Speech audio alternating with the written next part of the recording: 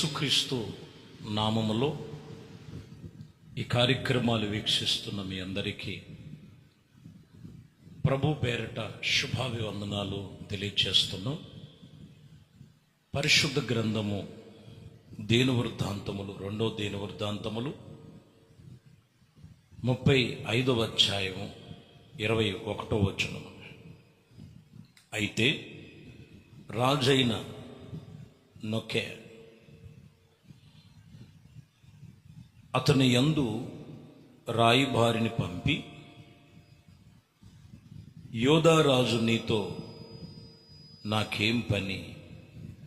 పూర్వము నుండి నాకు శత్రువులకు వారు మీదకి గాని నేడు నీ మీదకి నేను రాలేదు. దేవుడు తర్వాత చేసినటువంటి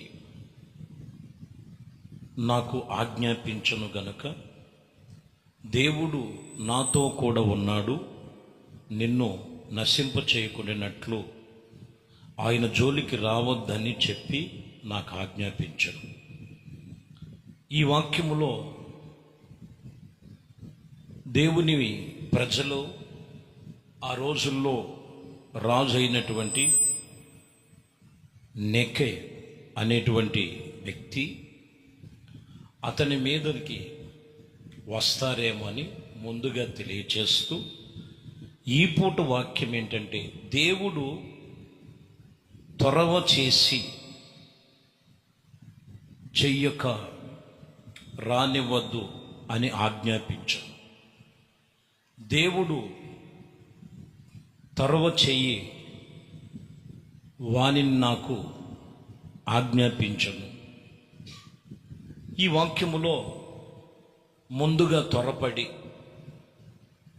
ఒకవేళ నా మీదకు వస్తారేమో, మా మీదకు వస్తారేమో, మా మీదకి రావద్దు అని చెబుతూ, ఈ పూట వాక్యములో ముఖ్య అంశం ఇది. త్వరవ చెయ్యొద్దు, త్వరపడద్దు, ఇదిగో అని ముందుగానే ప్రభు అయిన యేసుక్రీస్తు ఎప్పుడు కూడా, మనము కొన్నిసార్లు చూడండి తొందరపడుతుంటారు. యెషయా గ్రంథములో 5వ అధ్యాయం 19వ వచనంలో ఒక మాట ఉంటుంది. ఆయన త్వరపడి మమ్ములను మేము ఆయన కార్యములు చూసినట్లు ఆయన దానిని వెంటనే చెయ్యము. త్వరపడి ఆ కార్యములు చేయనట్లు అది వెంటనే చెయ్యము. దేవుడు త్వరపరిచేటువంటి విషయములో ఆయన ఆజ్ఞ ఇచ్చినటువంటి విషయాలు, కొన్ని నష్టాల్లో, కొన్ని పరిస్థితుల్లో, కొన్ని ఇబ్బందుల్లోనేమో అయ్యా మా మీద తొందరగా మా మీదకి రాకూడదని కొన్నిసార్లు మూలవాక్యంలో చూసాం. ఇక్కడేమో ప్రతి మనుషుడు ఏం కోరుకుంటారంట?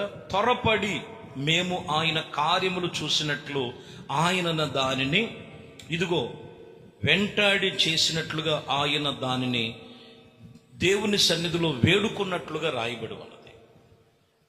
ఈరోజు మన ప్రభు అయిన యేసుక్రీస్తు సన్నిధిలో ఆయన కార్యాల విషయంలోకి వచ్చాక, ఆయన సన్నిధికి వచ్చాక త్వరపడి నాకు కార్యములు జరిగించు అని కొందరు అంటారు. కానీ దేవుని సన్నిధిలోకి వచ్చేలకే, దేవుడి విషయంలోకి వచ్చేలకే, ప్రార్థన విషయంలోకి వచ్చేలకే, సంఘ సహవాసంలోకి వచ్చేలకే అంత త్వరపడేటువంటి అనుభవం ఉండదండి.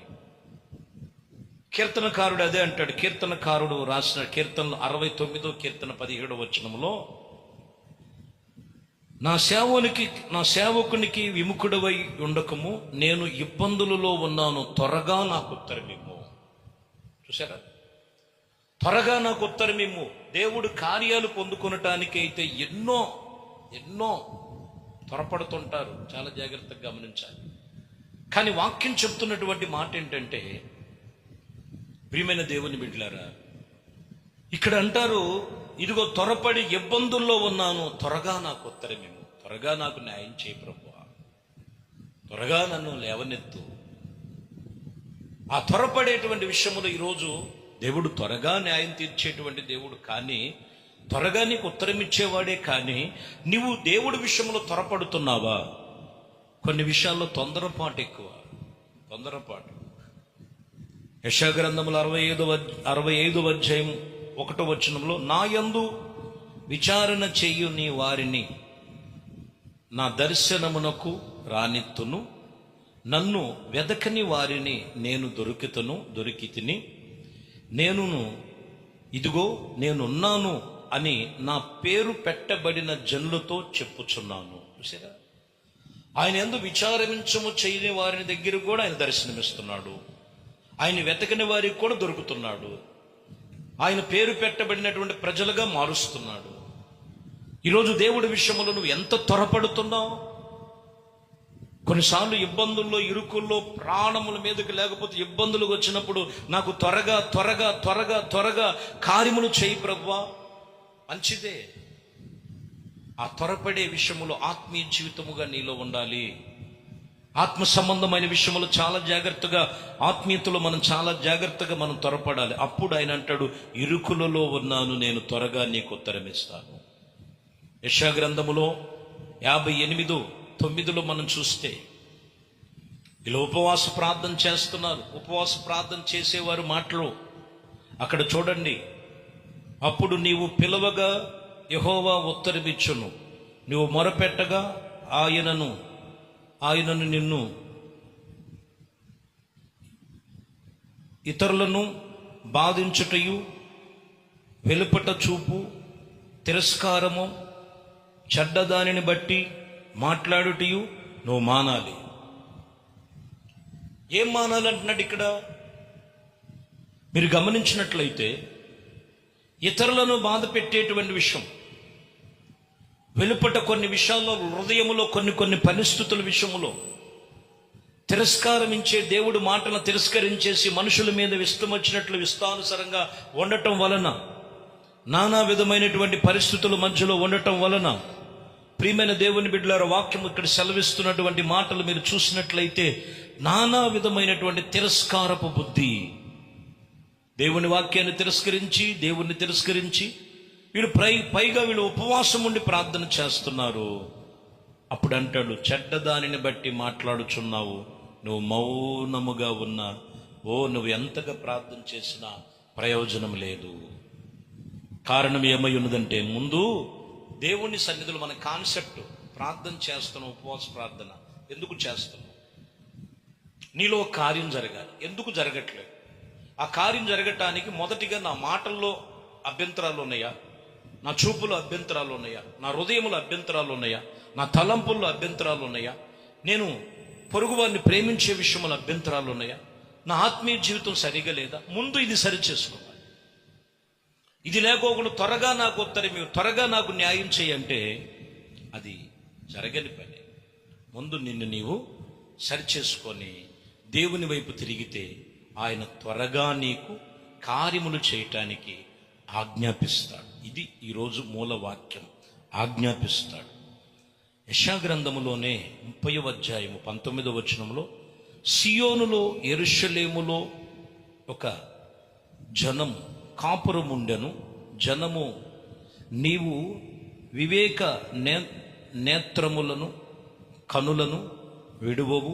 ఆయన నీ మొర విని నిశ్చయముగా నిన్ను కరుణించి, ఆయన నీ మాటలు వినగా నీకు ఉత్తరమిచ్చును.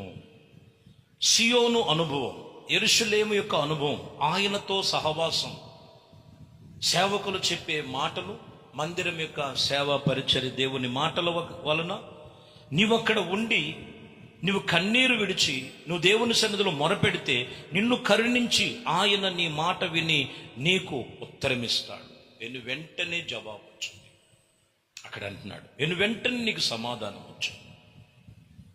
ఎందుకంటే యెషయా గ్రంథములో 51:14 మీరు చూస్తే, కొంగబడిన వారిని త్వరగా విడుదల పొందెను, అతడు గోతులోనికి పోడు, చనిపోడు, అతనికి ఆహారము తప్పదు. ఇక్కడ మీరు గమనిస్తే, కృంగబడిన వారిని త్వరగా విడుదల పొంది చేయవాడు, త్వరగా కార్యములు చేస్తాడు.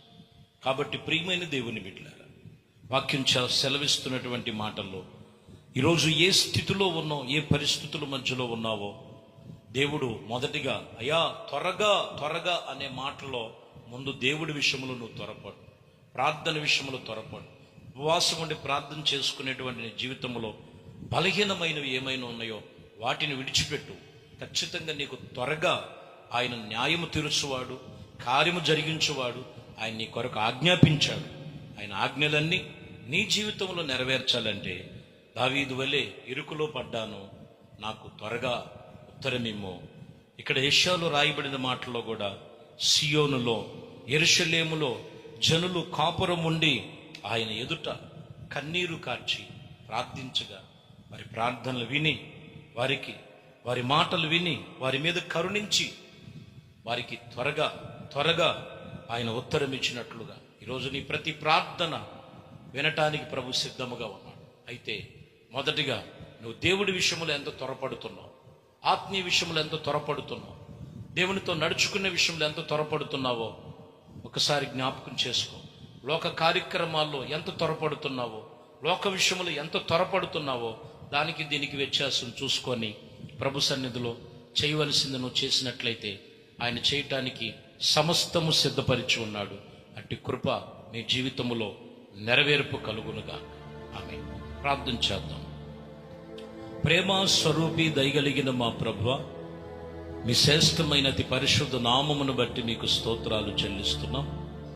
మీ కృపా దయా సంకల్పమును బట్టి త్వరగా త్వరగా ఇదిగోనైనా నా ప్రభువా ఉత్తరమిచ్చువాడు, కార్యము చేయువాడు, మొర ఆలకించువాడు.